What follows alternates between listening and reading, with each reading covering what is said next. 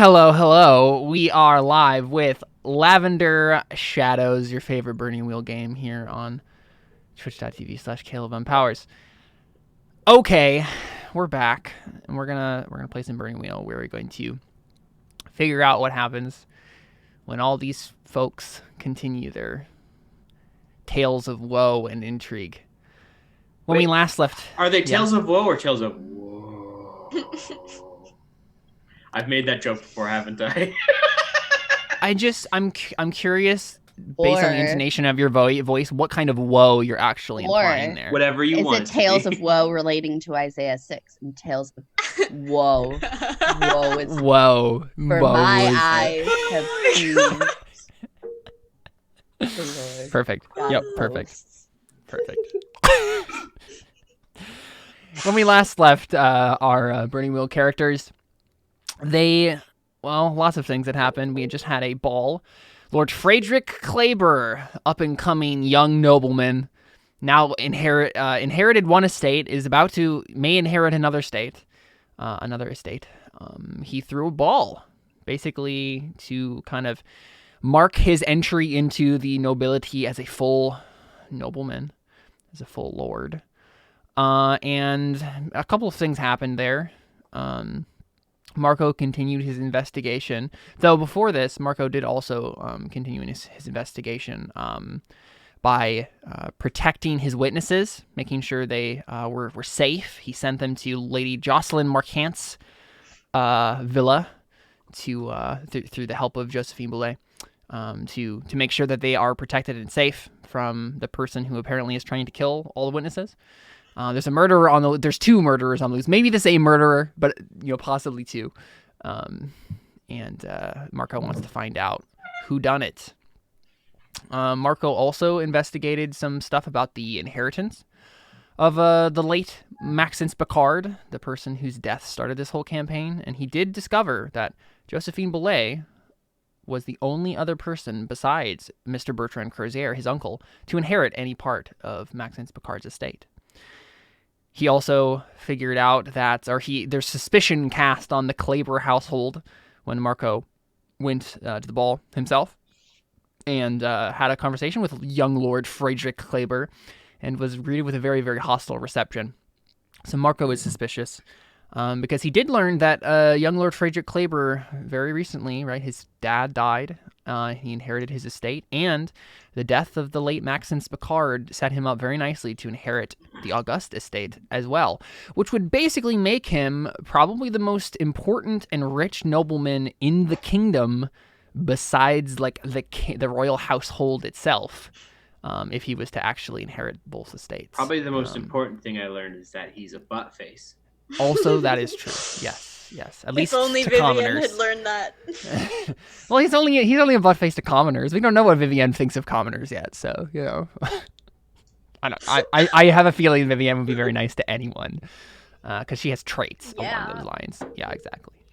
Viviane's a sweetheart, as is the player who plays Viviane. So, also what happened at the Kleber ball is Josephine Boulet told off her the man who had been pining after her. Yeah. No, she Inaccurate. I know. She tried to get him to stay and just be friends, and it didn't work.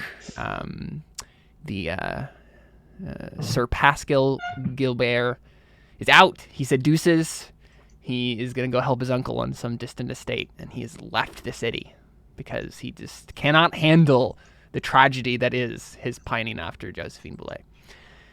Also, Josephine is now teaching young Lord Friedrich Kleber the ancient sign language to help him win Viviane's heart. Yep, that also happened. Marguerite has been busy trying to. Well, first she found her daughter. She did recover her daughter. And she also found a person to teach her to dance better. A famous dancing tutor by the name of Benedicta Benedicta Moss. Yeah. I have pictures for these people, by the way. Any of the major NPCs we've met.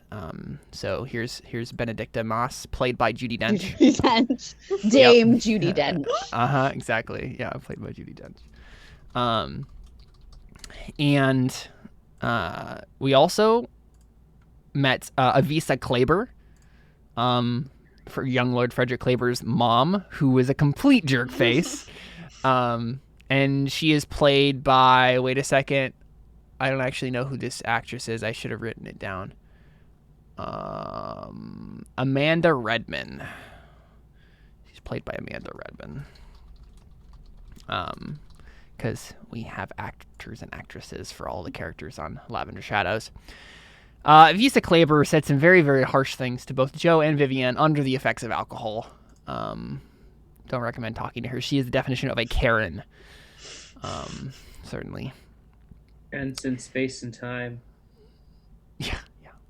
Viviane was at the Kleber ball, was shown around by young Lord Frederick Kleber, and he was like, "Hey, Viviane, I'm interested in you. I do want to continue this romance, even though you would stand to gain more from the romance at this point than me." And Viviane was like, "Hey, okay, if this is gonna work, you need to know the sign language." And she did a fantastic persuasion check with Natartha. Wow. And convinced him to learn the language. And so Joe is beginning to teach Viviane again. Right, made 2 checks to teach Viviane and to teach Kleber. That's all the stuff that's been happening on Lavender Shadows. So let's go ahead and look at our character beliefs and instincts and see what you guys want to accomplish this session. Marco Tisby, what are your beliefs, sir? To draw sombreros. Sorry, I was in the middle of that. I can find that's an instinct.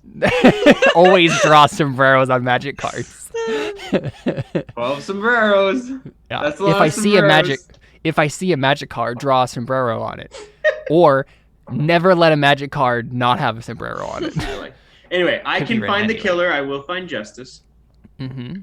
I can find a better life. I will bring my family out of poverty.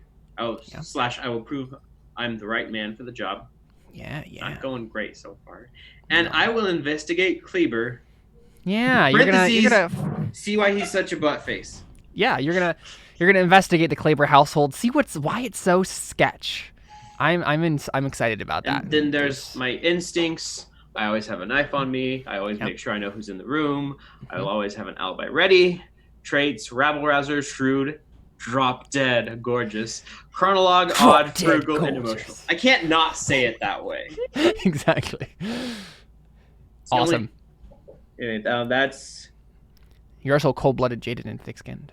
Oh, I didn't scroll down enough today. Yeah. Very good. Yeah.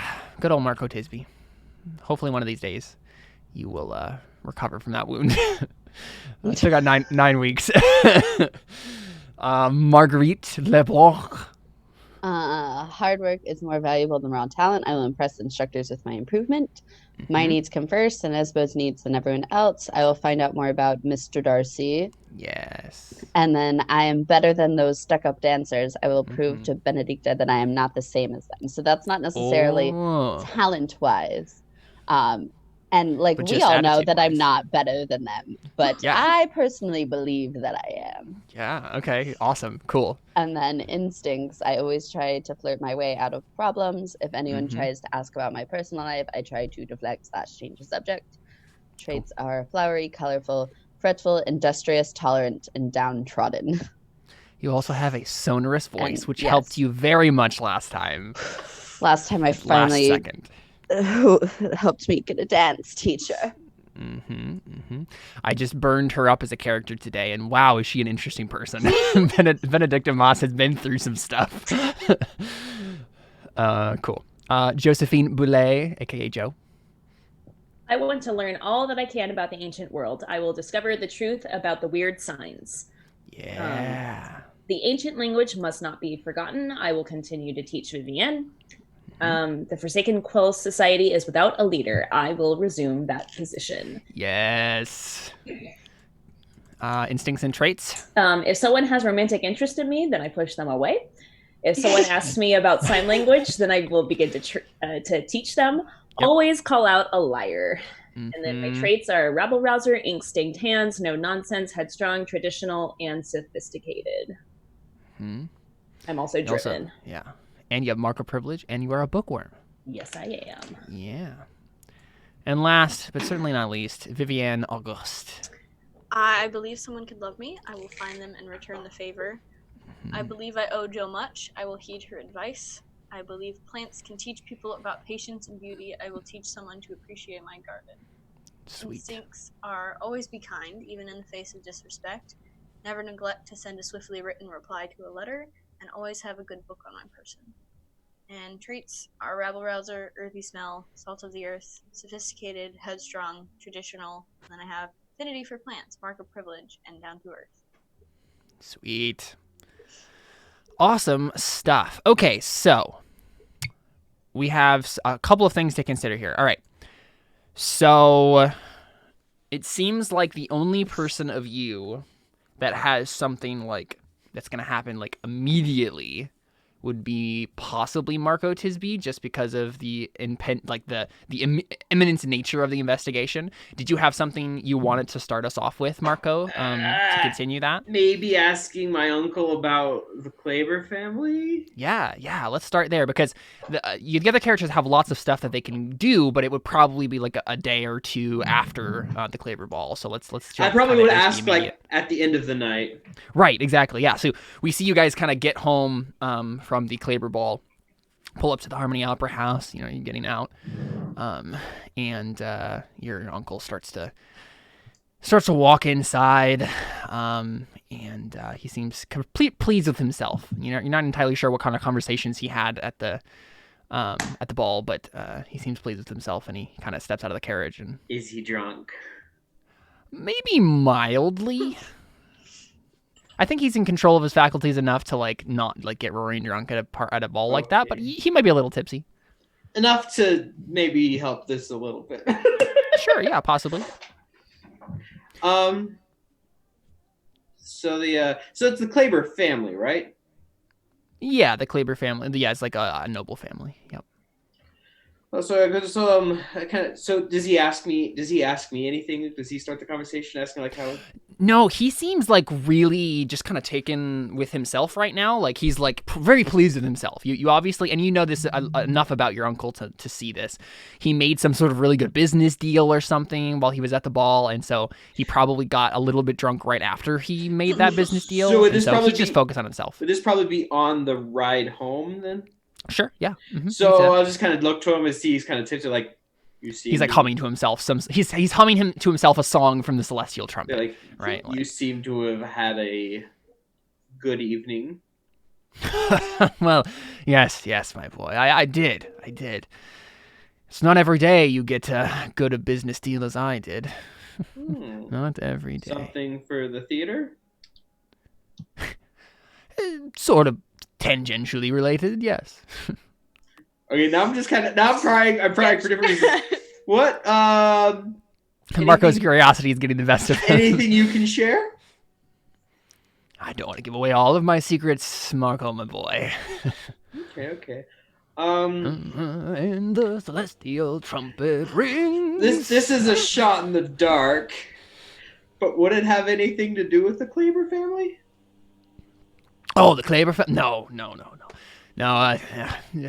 The Kleber family, I'm not exactly as interested in them quite this moment. They are a very influential family, mind you. There was a man that I met there. He's just an interesting fellow, part of a noble house from a neighboring, from one of the neighboring kingdoms. A bit of an obscure one, an island kingdom off the coast.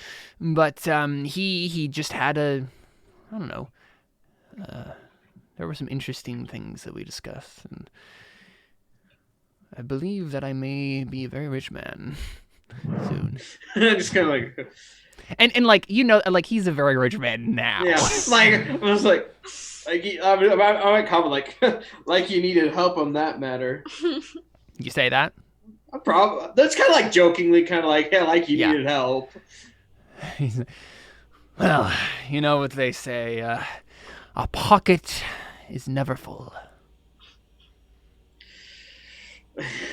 No, I think he said the parable is probably a rich man's pocket is never full. Well, all I hope is after all of this, I can keep my family's stomach full. Oh, of course. I have been paying you, yes? Yes, and yeah, he has. He's been giving you wages and stuff. Small question, though. I had a bit of an interesting evening myself. What do you know? What do you know about the Kleber family? The Kleber family, well, they're rather influential. I met the father a time or two. He did come to the opera house every once in a while, back when it was first getting started, and we just kind of gotten over the hump of the eccentric reputation being overcome because of the excellence of our theater. So that was when the nobles really started pouring in. I had a few conversations with him at that point. He seemed like a sour, grumpy man, but very influential, very serious. I seem to have gotten that from, I'm assuming, the other guy's his son. Yeah, that's his son. Yeah, I got a similar feeling from his son tonight. Yes, young Lord Friedrich Kleber. Yeah, okay. Remind me. I remember I questioned him a little bit, but what exactly? What? I'm trying to remember the exact interaction, how it went. You basically asked him about. Oh, I don't remember the specifics of what you actually asked him to make him tick to you. That's what I'm trying to remember. Yeah, I literally just watched this too, and I'm trying to remember the details. It was something about the investigation. Mm-hmm. So you were... I think I was trying to say something along the lines of, like, I'm just trying to help you clear your name. You know, just trying to get information of anything you know. And then you got... you confronted him about the whole, like, hey, it looks like you're kind of in an interesting place here. Right. You're going to inherit the... Yeah. And then you're like, I just want to make sure that I'm going to help you clear your name because you're kind of you're suspicious here in this investigation. And then he was like, how dare you even implicate me in this investigation? Like, get out of my house. So yeah. Yeah, that was it. Yeah. So I got a similar vibe. I got a similar feeling from his son tonight. Yes. Haven't really met the lad myself. Yeah, I mean, I was trying to help him out. Because right now, a lot of things are pointing towards him. He didn't seem to like the implications. And that you can tell that your uncle had really not even really been listening to you up to that point. He's still like looking out the window and just singing, humming to himself in between lines. And then he looks at you sharply when you say that, and you said, "Oh, the investigation. You think it might be Friedrich?" I hate to say such things, being in the position I am myself. But he seems to be the person who's benefited the most from all of this. I can't think of anyone else at the moment. Yeah, he frowns. He said, "How so?" He's inheriting a lot because of your partner's death. For the sounds of it, he's going to be inheriting a lot of estates in a relatively short period of time. I don't quite understand. Maxence's estate didn't go to the Klebers. I'm not drawing the connection, Marco. Because maybe I can. And just for your reference, yeah, it's because Maxence was the heir apparent to the August estate, but now Kleber is as one of the cousins of the August family. So, currently, he just inherited. He just inherited his father's estate because his father died mysteriously. Yeah, he just inherited his father's estate. But wasn't there a third estate? No. Was there just two? Just two. Okay. I mean, but the August family and the Kleber family are like some of the most influential families. Right. So he just inherited his father's estate. He's about to marry into another estate, and now he is the heir to. He's the current heir to this other estate. I'll just say that. I don't remember exactly what it is. Yeah, basically, I mean, he was trying to marry Viviane before so that he could get a portion of the August estate. But now he is direct heir apparent to the Okay, that's why I thought there was three. Yeah. So I kind of explained the... Yes, you say that? Okay. Yeah. He says, huh, interesting. I never would have... So until I find anything else, any information about the Kleber family you have would be greatly appreciated. Well, what do you want to know specifically? Did they have anything against your partner? It was his partner, right? Mm-hmm. My notes are terrible too. No, you're good. Yeah, he thinks about that for a little bit, and he said, well, I don't recall Maxence getting along with the Kleber family, but that Maxence didn't really get along with any of the other nobility, except for outliers. And here, let me make a check for your uncle. I'm going to make a Lord-wise check to see if you can dredge up anything about... Do you want to know about young Lord Frederick Kleber or the father? Probably just the young Lord, because I don't know anything about the father. And he's not the one who's currently in suspicion. In fact, isn't his dad dead now? So yeah, exactly. Yeah. He's not interesting to learn about right now. Yeah.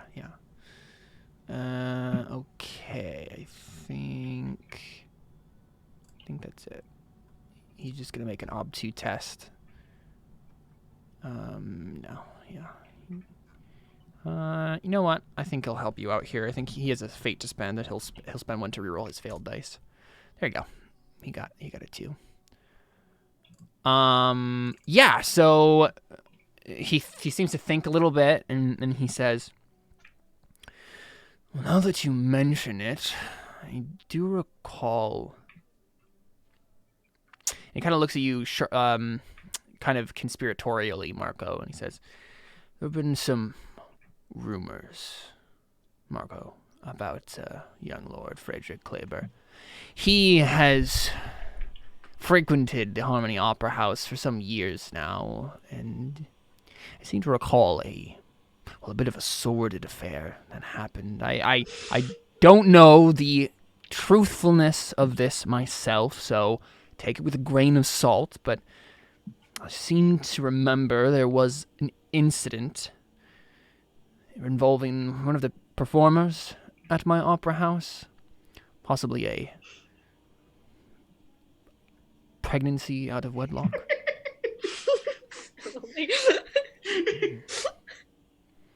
There were implications that it was connected to young Lord Frederick Kleber. He was a handsome young man, and as you know, many of my performers are very attractive in their own rights. I only pick the best. And so let's just back up as players for just a minute and think about this. So remember, he's referencing Marguerite, who he also had sex with because of the whole. So it's a whole big messed up thing.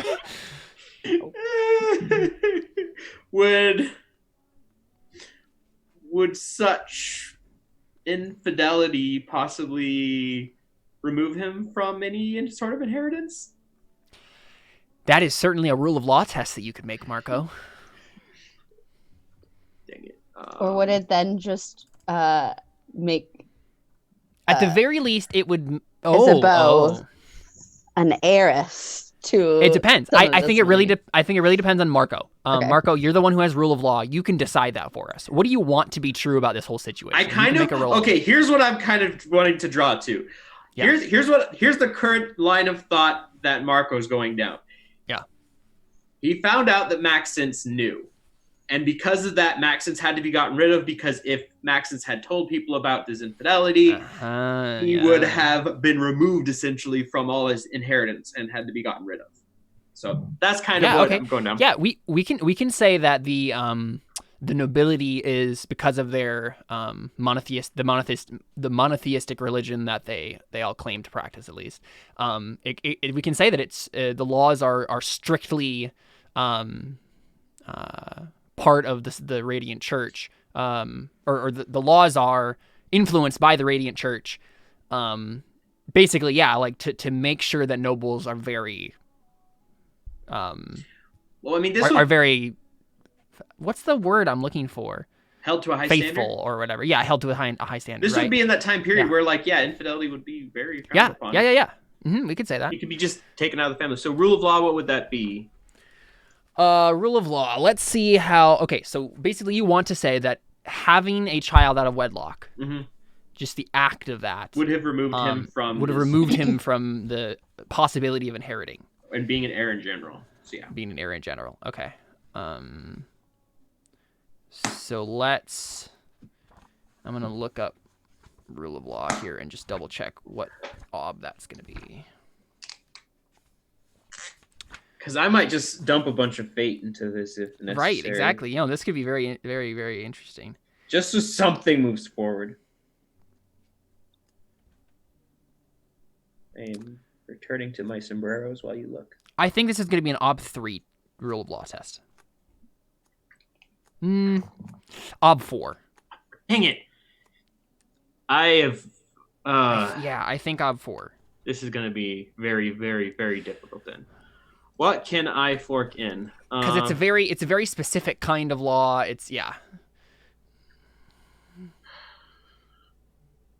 So keep in mind, we could also make this part of a montage and say that Marco has been doing research on this beforehand, if you wanted to. You could. So there's lots of avenues open to you. You can. How would a montage help? I mean, montages help everything. Exactly. Yeah. You could. Have gone to. I mean, I said I'd been researching for the past few days. Yeah, thing is, research is a skill all on its own, so you can make an untrained research roll. I think the more likely scenario here, Marco, that would help you is making a circles test. A circles test to find someone who knows rule of law, or another person who knows rule of law. That could help you make this roll. That could give you forks and stuff. Give you help dice. Okay, well, let me close this then. Because you were a student, so you could literally circles up your rule of law teacher, basically, right? Or just the local law enforcement. Yeah, exactly. Like that. Yeah. What would that ob be for a circles test? Yeah, let's find that. So. This is gonna be it's gonna be difficult. Yeah, it's gonna be. I already have a -1 to everything anyway. Oh, also true. Yeah. Oh yeah. Jeez. That's what I'm looking at. Currently, it was impossible with just. Because you have 1 less dice than you need. Yeah, because of your wound. Let's see here. What are your? I mean, you could literally just find another advocate, so it's the same life path, and that would be pretty easy. Yeah, I mean, literally just an Ob 1 test, Ob 1 circles test. So it's a flip of a coin, and because a circle test, I don't. It's a little bit. It's like a 75% chance of succeeding. No, because I get a -1. Oh right. I don't think wounds minus against circles actually. Right. I think you're no. And I don't get to put any modifiers in, do I? To circles, you could use your cash die to bribe him to help you. I have 1. Yeah, so you could spend that and get 1 more die. That's basically what that means. Or do I use fate to try and re-roll and make it a 75%? I mean, you could do both, right? Screw it! I'm not using my money anyway. Exactly. You couldn't use your money on the rule of law test. You could use it here. Well, I just haven't been using it in general. Yeah, exactly. Yeah. 1 modifier, 0 Artha. I think I'll save the Artha for the other one. Yeah. Necessary. So Ob 1 circles. Yep. Oh wow. And I can spend a fate to reroll. You can spend 1 fate to reroll 1 die. No, it's just a 50-50. Roll 1d6 greater than 4. What? Oh my gosh, Marco!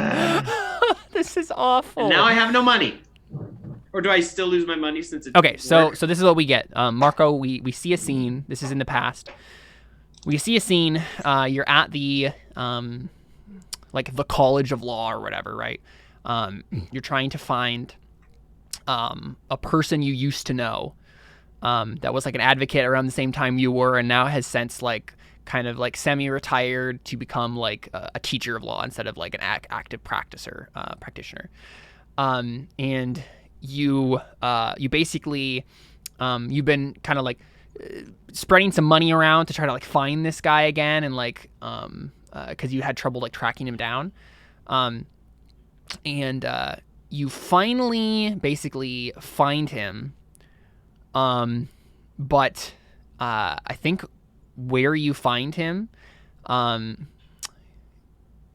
we see you at the people like give you directions, and we see you in front of a basically like a gambling parlor, some sort of like sketchy like criminal slum part of town. And you know it's has some sort of name like the White Fox or something is the name of this establishment. But you hear like raucous laughter come from inside. And you know, like your contacts have basically told you, yeah. Turns out he's kind of taken a turn for the worse, and he's turned basically into a person who like helps people like break the law. Hey, he's the kind of person I'm looking for then. Yeah. And so you you're in front of this establishment. What do you? Might as well go in. Inside? Yeah. And it's like a very like sketchy establishment. You see a lot of like very scantily clad serving ladies, a lot of like, you know, gambling happening, drinks, drugs, and you know, from what you know of these sorts of places, it's entirely possible there's like human trafficking that probably happens in the back of this place. There's maybe like illegal fighting that happens in the basement, like all sorts of bad stuff happens here. But you see your old friend, and his name is, as I quickly generate a name, Clarence Vestridge. Let's see. These are all horrible names. What the heck? Clarence Vestridge! That's something else, isn't it? I just made up a name. Did you just make that up? Yeah! Okay. Say that again. Clarence, or I'll type it in. I thought you were referencing something. No. That's usually what you do. Clarence Vestridge. Perfect. Yeah, I love it. So Clarence Vestridge is a wiry man. He has a very thin mustache, and he is wearing, you know, kind of like trashy clothes. He kind of has balding hairline, so it's kind of obvious that his hairline's pretty receding, but he keeps trying to like do the like comb over thing and like try to cover up the fact that he's going bald. And he is at a gambling table, and he's playing like dice or something with someone, and he's like whispering sweet nothings into a scantily clad serving lady's ear, nursing a beer like in one hand. And you just like walk up to him. That's what happened. It's like Mr. Vestridge. And he like starts and then like spills the beer all over like the gaming table, and all his like companions go, "Oh, what the heck?" Like, and he's like, "Oh, I'm sorry. And he like looks up and he's like, "Oh, Marco, it's you. I thought you were well, you're not still working with the law, are you?" And then there's like a notable pause, like with everyone, like the entire establishment just seems to pause. The music stops, and everyone kind of just like slightly glances towards you. I'll probably joke like, "No more than you are." And then he slowly relaxes, and then he just says, "Right," and then, you know, the grabs like a rag from the serving lady and just starts like sopping up the beer. He's just like, "I don't have time for this, Marco. Can you see I'm in the middle of something?" Yeah, I was kind of hoping you could answer a question for me, just real quick. I'm not part of any official law enforcement. I am investigating something for a family member. And given, do I know the shadiness that he does and stuff like that? You're starting to guess at it, certainly. So I don't already know that he helps people. You didn't know that until like you started asking around. You're getting a better idea of it now. I do know that now, though. You're it was highly insinuated to you. But now it's okay. So I figured that given your ability to help people around, you might know about a thing or two about what I'm looking for. And what would that be? So at this point, I'm probably just investigating everybody. Actually, yeah, because I kind of confronted Frederick with the assumption like, hey, I'm just trying to help you clear your name. Yeah. I'm not as familiar with the laws around here, but is it correct to say that infidelity is kind of frowned upon among the nobles? He kind of squints at you, and Clarence like blinks a lot. That's like one of the main. You knew that about him before, but he blinks like an extremely high amount of times.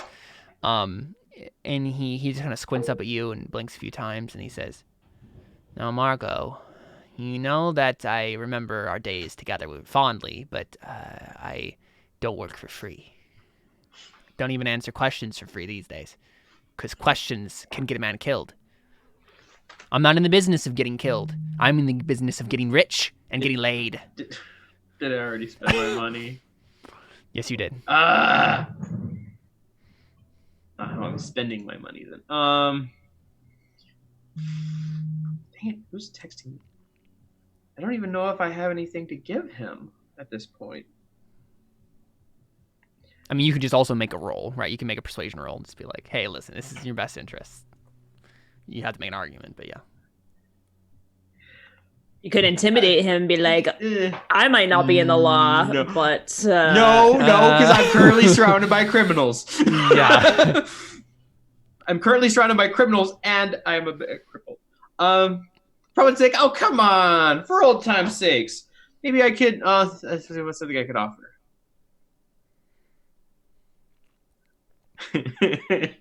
Nope, not offering that.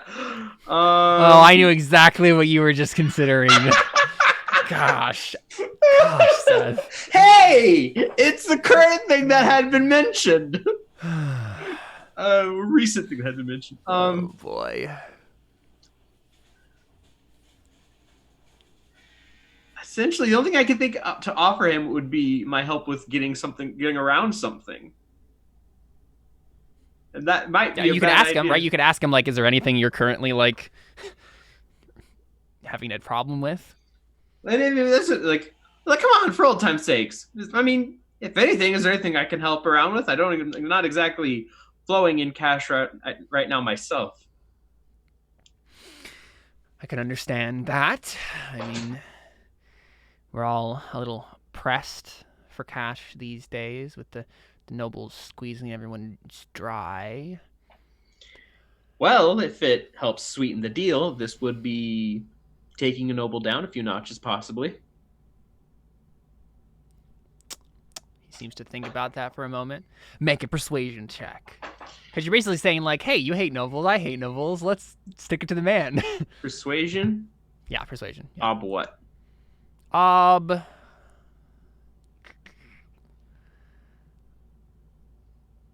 3. Could I fork in streetwise? Oh no, streetwise does not. It's not really streetwise, even though it's kind of like doesn't really area. Help exactly in this situation. No. I'm not seeing any of your skills that would help here in the way that you said this. Yeah. 3. This isn't terrible. No, wait. This is a die roll. This is a coin flip. Yep. You got a 6. You have a lot of fate. You could spend 2 fate and reroll 2 dice.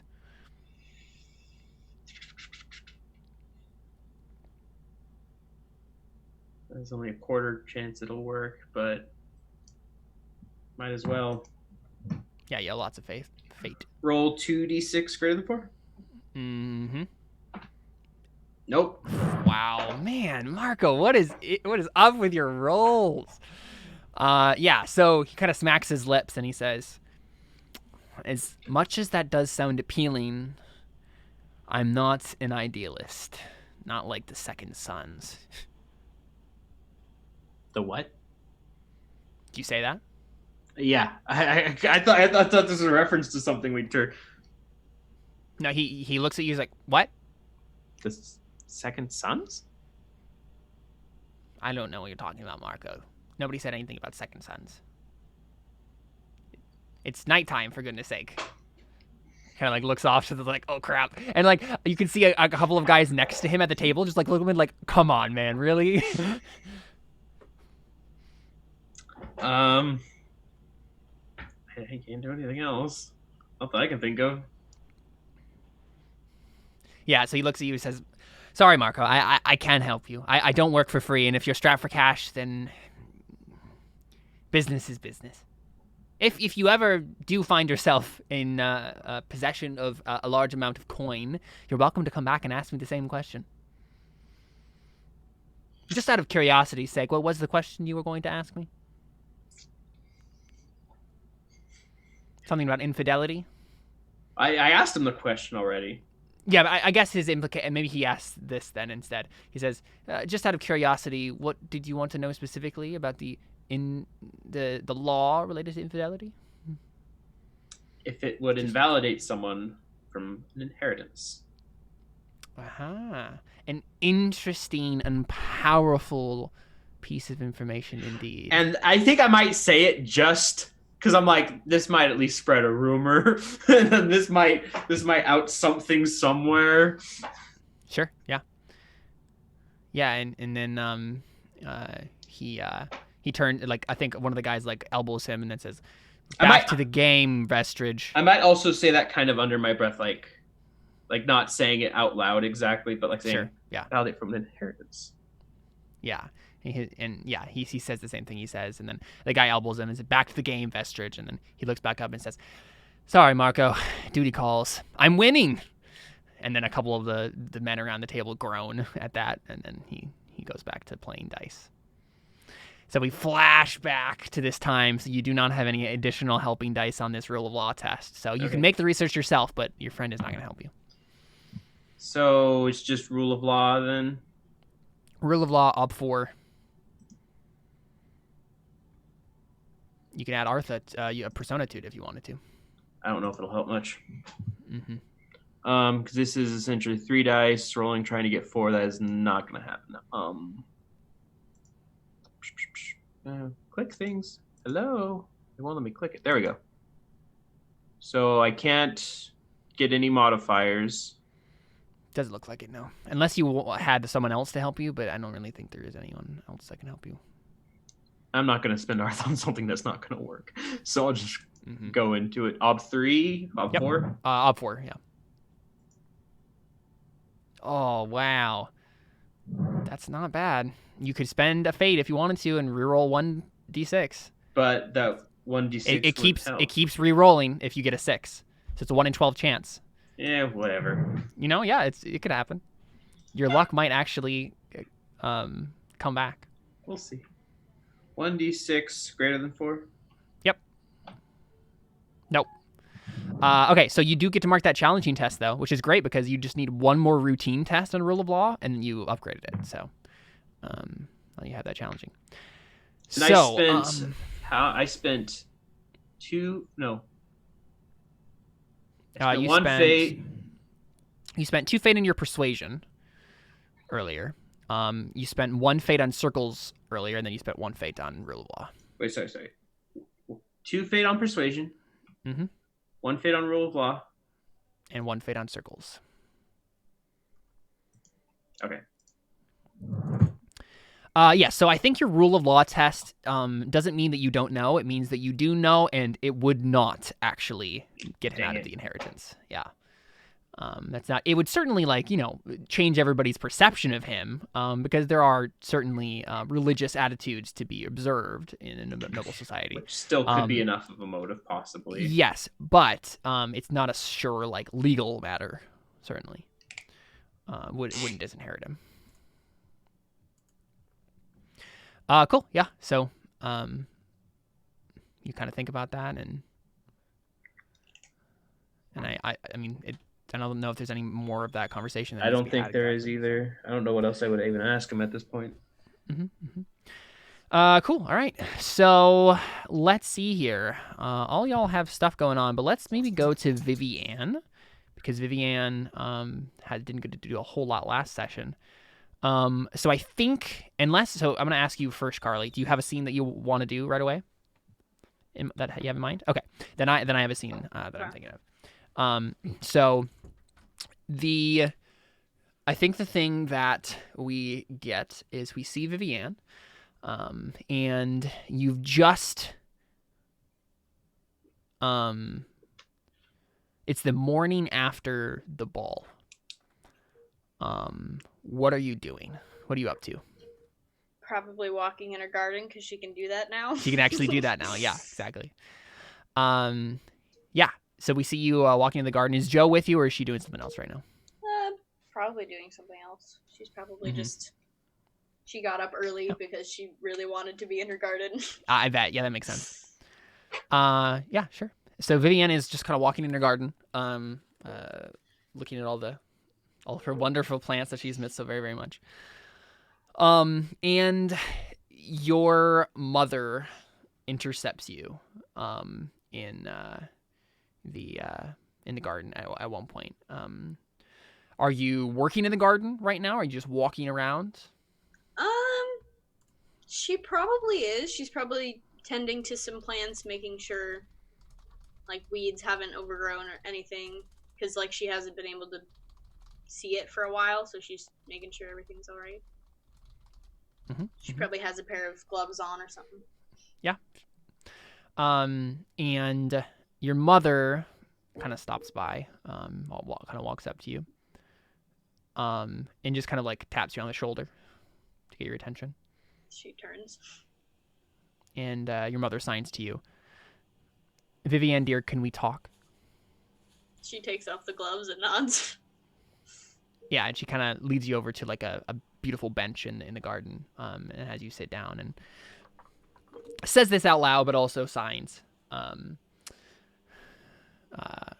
And she says, now, dear, I just wanted to catch up on how the ball went and how things have been progressing.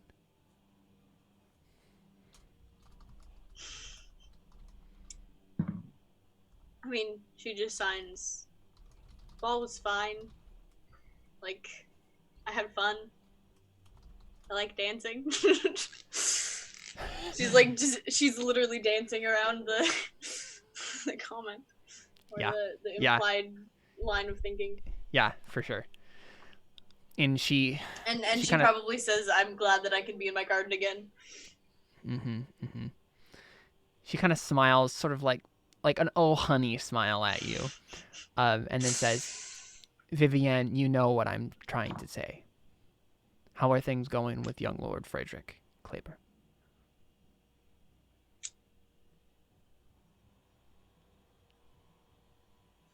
Gosh, what would she say?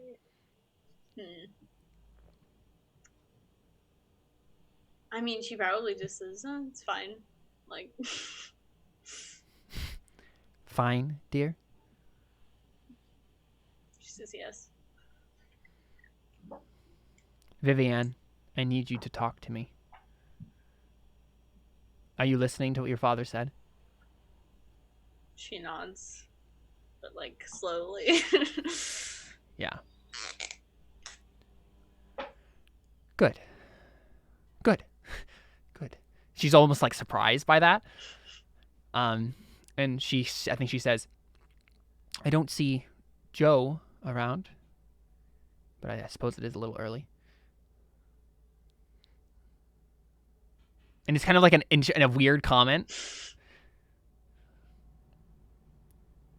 Yeah, I mean, she probably just says, oh, she's probably still sleeping. Yeah. She's not. I already know what Joe's doing right now. Okay. Yeah. So your mother puts a hand on yours, and she says, Viviane, I want you to be careful. Do this one-handed? She's wording, she's like mouthing this probably. Oh, okay. Maybe she does this. Maybe she just squeezes your hand briefly and then signs. And she says, Joe, I want you to be careful. Lady Josephine has very strong opinions, but she is not a Auguste. And sometimes I don't think she has the best interests of the house in mind. Remember, you are part of a whole. A very important family in this kingdom with very important responsibilities. Please don't forget that.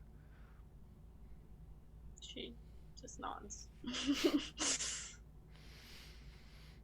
What were you working on? She looks over towards where you were. She just I don't know, directs her towards whatever flower bed she was tending to, and it's oh, I was just pulling some weeds and stuff. Yeah, and I think she kind of awkwardly just kind of coughs and then says, "Would you mind if I helped?" She becomes very enthusiastic and says, "No, Yeah. I'd love help." Yeah. Let me double check real quick. I wonder if I don't know if she has any skills related to this. No, she knows nothing about how to do this. The only relevant skill she would have would be apothecary. She knows, but that's not knowing about the actual plants, just how to use them.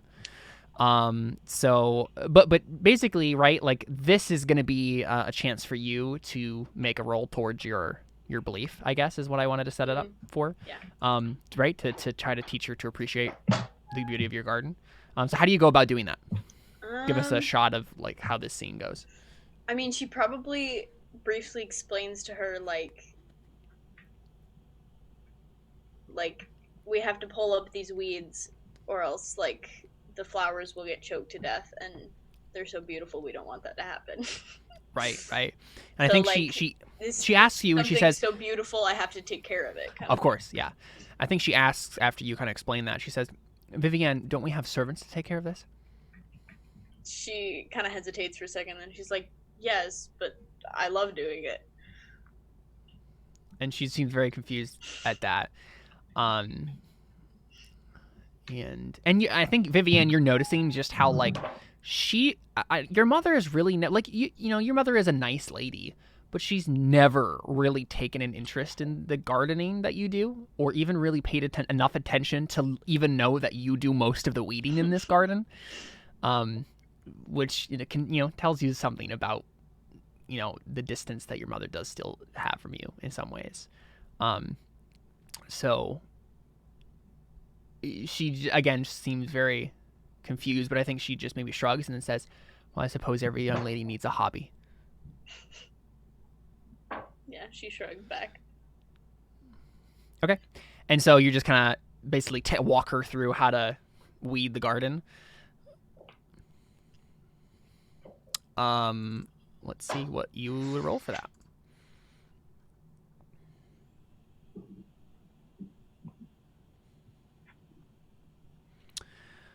Probably plant-wise. Right? Yeah.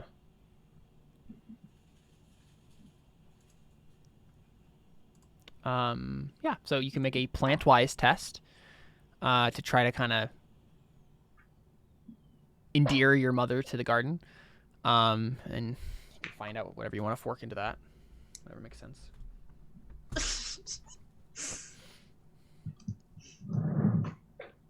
Where is that?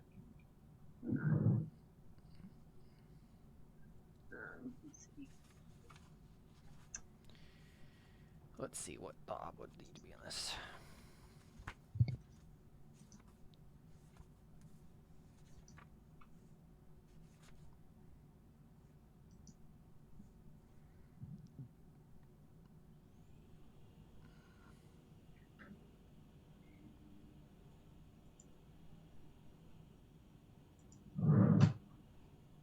This is going to be an OB 3 plant-wise test.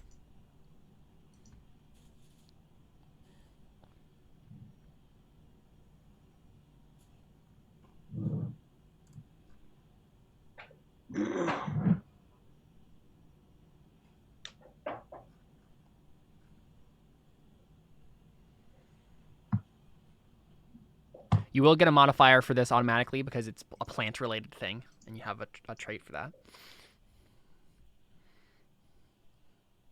Yeah, but basically, you're just going to click on that D6 and then kind of figure out what modifiers you want to use. Probably almanac helps here. Flower-wise. And probably tree-wise. You can also fork in the astrology die as a separate die if you wanted to. And then you'll get a modifier for your trait. And you could technically also spend persona on this if you wanted to.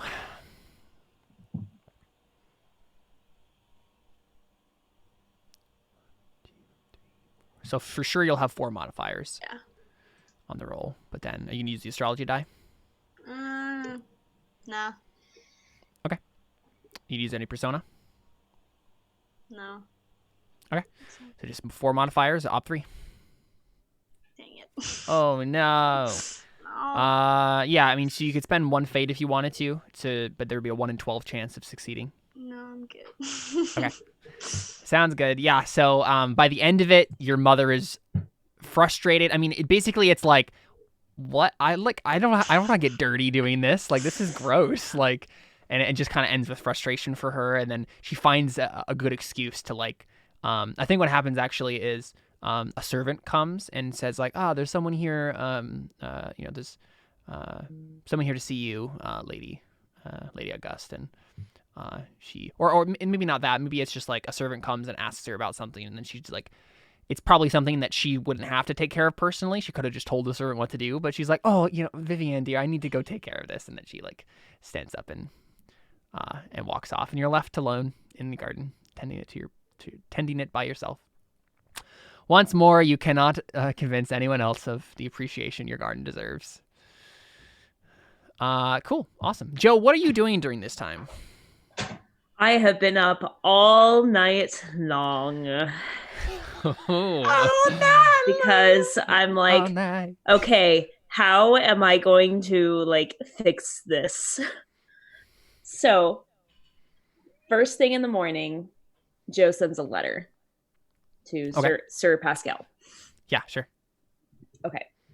So I've thought about a lot because I would like to try to make this an ugly truth to him. So you can tell me if the wording isn't quite there. You can say, no, that's more this. But let me read it and see what you think. Okay. So it says, Pascal, I will not try to persuade you to stay as I tried to last night. After replaying our conversation over and over again in my head all night, I feel it would be best if you do go stay with your uncle. I do hope that after some time you can return with a smile on your face. The nature of this letter is neither an apology or a plea. I stand by what I said, and I meant what I said, although I don't blame you for not believing me. I would make you miserable, Pascal, and you deserve someone who can give you joy and the things you want, like a marriage. I will never marry, not because I believe in myself incapable of love, but because our society will never see a married woman as an equal. I would be someone's property, and that's not something I will ever allow myself to be. I have to prove myself, and even though I grieve Maxence, I have found an opportunity to do so. I have to prove that I'm worthy to take his place in society, so I must ask you as plainly as I can. Do you believe me to be worthy? Or did you only support me because of that pedestal that you put me on? Joe. Wow, that's really good. That's obviously what Joe's motivations are, and now I can see them more clearly, and that's really cool. The only issue is, you cannot roll ugly truth again. Okay. Because that's what you failed that last time, and this is ultimately But I rolled an ugly truth to get him to try to stay. I'm not trying to get him to stay. But what are you trying to get him to do then? I'm trying to get him to say whether he, like, thinks that I am capable of being the leader or not. But what do you want that to accomplish? I want that to say, I want to be able to show his letter to people and say, see, he still supports me. That's literally what I want. Okay, yeah, I think you can make that ugly truth. That's enough of a difference, yeah. Cool. Yeah, because I'm like, you can go, just please give me, like, just tell me whether you think I'm worthy or not, please. And she genuinely, Joe, like, wants to know this. She's like, did you only support me because you wanted to marry me and be with me? Or is it because you actually think I can do this? Yeah. Okay. She's just genuinely curious. So. Yep. But she's getting it across, like, Yeah. Okay. Op 3. Op 3. Okay. Sounds good. Let's see. Can I fork in right? Oh, you just unlocked this, didn't you? I did unlock it. Nice. Awesome. Well, I guess that's. I think your writing is a linked test. It can't be just a straight fork, but you can roll a right test here to possibly get a modifier on the test. Now, do I lose a modifier if I don't make this linked test? Yes. Okay. Yes. No, I think I'm good. I think I'll just go for it. Okay. Yeah. I don't think there's anything else. So basically, it just means you're writing him a letter, but the actual composition of the letter doesn't factor into the test, basically. Okay. So let's see here. What is my? I have a 3. I think I'll let you fork in etiquette. Okay. Just because of your comment about society and all that stuff, right? That's a point that you're making. Okay. Okay. Sounds good. And then you can also do the astrology die as a separate die if you wanted to. Let's see. I do need 3 routines. Yeah, I think I'll fork in astrology. Why not? Okay. So just 1 modifier, and then I do the and then astrology you'll die have another separately. die separately. Yep. Mm-hmm. Okay. No Artha, base ob 3. Ooh, yeah, that's a gross roll. Yeah, it is. Let me double check real quick to see with test difficulty whether or not, because the astrology die does get added into there in terms of advancement. Let's see. So you had then it would have been 5 dice against ob 3. That is routine. Okay. Yeah. So you're gonna mark a routine instead of a difficult. So do I just roll astrology or do I just roll a d6? Roll a d6. Yeah. Nope. Okay, so you're gonna have to roll it again because it's a fail dice, right? Yeah. Dang it. So you have 0 successes. Oh crap! And actually, you roll it again because it keeps getting a 1, but it doesn't really matter. It's 0 successes, right? So can't really get any lower than that. I can't re-roll it to make it a success. No. Once you hit a 1, you're now taking away successes right every time you re-roll it. So sad. Yep. So you ended up with 0 successes. Luck was not in your favor today. No. No, it was not. So. Yeah. But yeah, that's the first thing I send in the morning, the first parcel letter. You never get a response. That's fair. Yeah. That's fair. You never get a response. Wow. I wrote such a nice letter too. It was a great letter. Yeah. I wrote such a great letter. Heartbreaking, tragic. I know. Okay. So the other thing I was gonna do was I would like to start pouring into one of the books this morning. Yeah. Okay. Now how I go about doing this? I mean, because my goal is what do you want to do? I want to discover the truth about the weird signs. That's what I would like to do. So you want to basically to know why. Give me specifics about that. So you had said in the books, right, that it was sign. It was something along the lines of I know the vocabulary word for this thing, but it was giving me another way of signing that exact same thing. Yeah. Right. Yeah. But it meant something different. So I want to figure out if I can figure out what the true differences are and why you would sign this one way as opposed to just the other way. Okay. Yeah. I think maybe that's a symbology roll, maybe? Okay. I don't know. I feel like it could be several different ways. What's your approach at doing this? It could be let's just kind of think about my knowledge of symbology. It could be, let's think about history. Let's do some research in my history texts that I have, to try to figure out if there's something that I can discover. You can make a Mythwise test. It really just depends on you could literally go to the the great library at this university and just do research. How are you approaching it? Are you doing personal notation and study based on your own knowledge in your own library, or are you doing grand research? I think Jo's at her house. I think she's staying there for her own research and knowledge.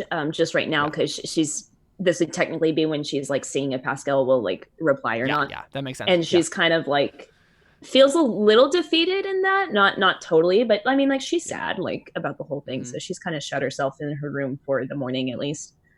So she's just trying to distract herself at this point with doing this. Yeah. Okay. I mean, basically, just choose a skill. Choose any of your like knowledge skills here.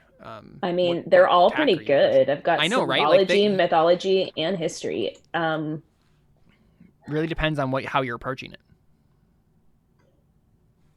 It will give you different information based on the information I'd like to know is like specifically what.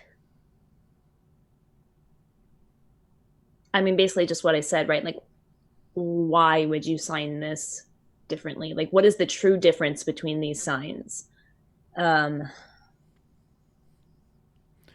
think that's symbology then. Yeah. That's probably what that is. Yeah, that's kind of what I was going for, because I don't know that I really would start with, because Joe cares more about the linguistical structure of this. That makes sense. Rather than like the history behind it right now. Yep. So, okay. What am I rolling? Symbology. So you're rolling symbology. I don't know. Make arguments for what you want to fork. Well, what's the ob? Oh, yeah. I can give you the ob first. That makes sense. Because I might want to make this a difficult roll if I can, but I don't know if it will be or not. Give me an ob 5 symbology test. Ooh, okay. That's difficult. I've got 5 dice. So. Yep. Okay. Well, I think I could fork in.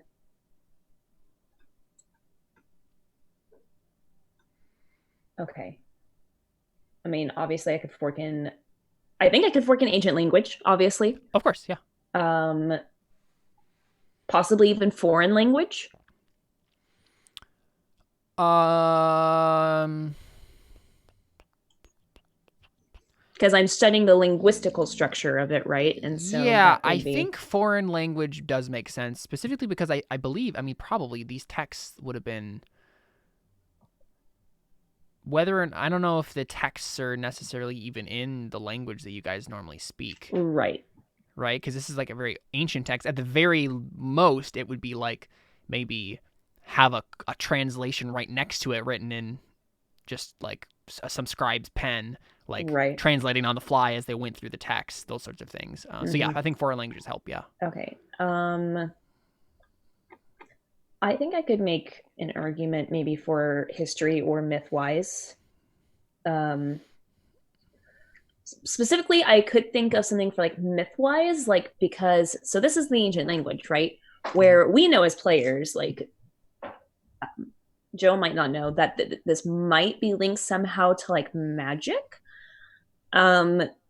So I'd like to like, I don't know if maybe I could like make a link test or something like that where like magic is rumored to have maybe like been a thing in the ancient history, or that I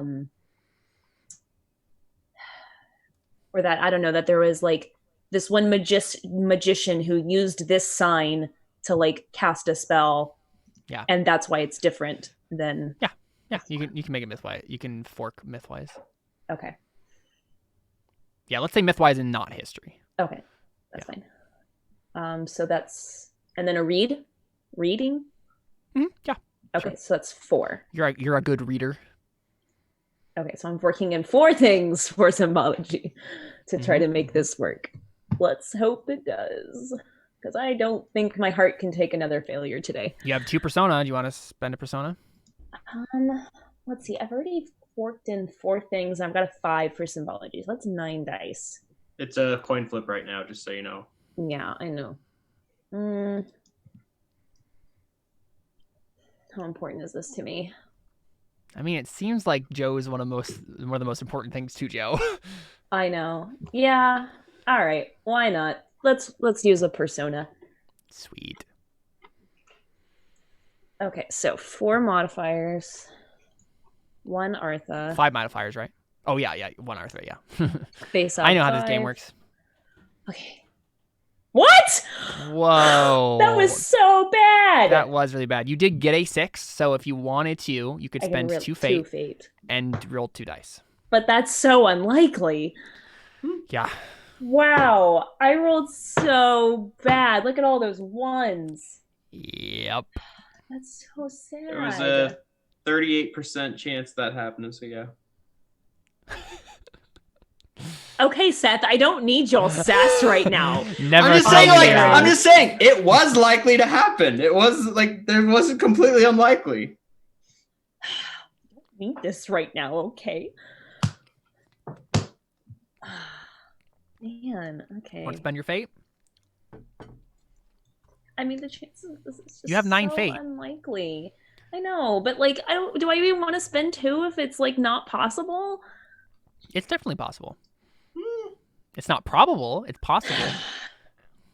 Okay, I don't need your like terminology and definitions. You're Alyssa, you need to use the English language correctly. That's all I'm saying.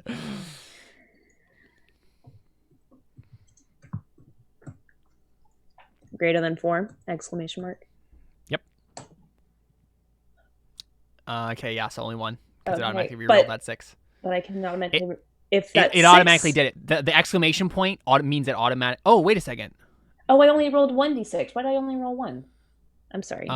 Okay, so roll. I mean, you got 1 success, so just roll another 1d6. Okay, well, that was the result of one dice. Okay, right. But this wouldn't matter anyways, though, right? No, it would. Yeah, because basically what happened. If you use fate, then it automatically open ends any 6s you get. Okay. Anytime. Yep. Okay. So basically, you rolled. Okay. Unfortunately, you still it's need 1 more still success. Enough. Yeah. Okay. Oh, that was really close though. That was very, very close. If only you had gotten another success on that. I 6, know. That's really sad. Okay. So I used 2 fate and 1 persona on symbology. Yeah. Okay. And unfortunately, it's a routine test, so you didn't even get a test for it. Yeah, sad day. Yeah, it eludes you, Joe. Like you spend. I mean, part of it is probably because you're really tired, and troubled by everything. But you feel like there's something missing, right? There's something that's not making this make sense to you. You could. I don't know. It's not that there aren't myths that people used the ancient sign language to do magical rituals, right? Because there probably would be. But, like, you just don't find anything relevant to, like, actually understanding the meaning of why these would be separated. Why are there double signs for these things? You can't understand what the linguistic significance is to that, but you feel like there is something there that if you're just missing a piece of the puzzle, that if you just figure that out, you would be able to understand. But it eludes you. Man, I should have called on one of my peeps to help me. Let me say right now, if Pascal Kleber had been able to help you, he would have been able to give you at least 1 die. Just saying. It's fine. Anyway, well, let's go ahead and do this. Let's take a break. Let's go ahead and take our first break here. And we'll come back and we'll see what Marguerite is up to when we return on Lavender Shadows. It's been a fun session so far. Lots of tragedy and bad rolling. We'll be right back. More Lavender Shadows right after this. Stick around.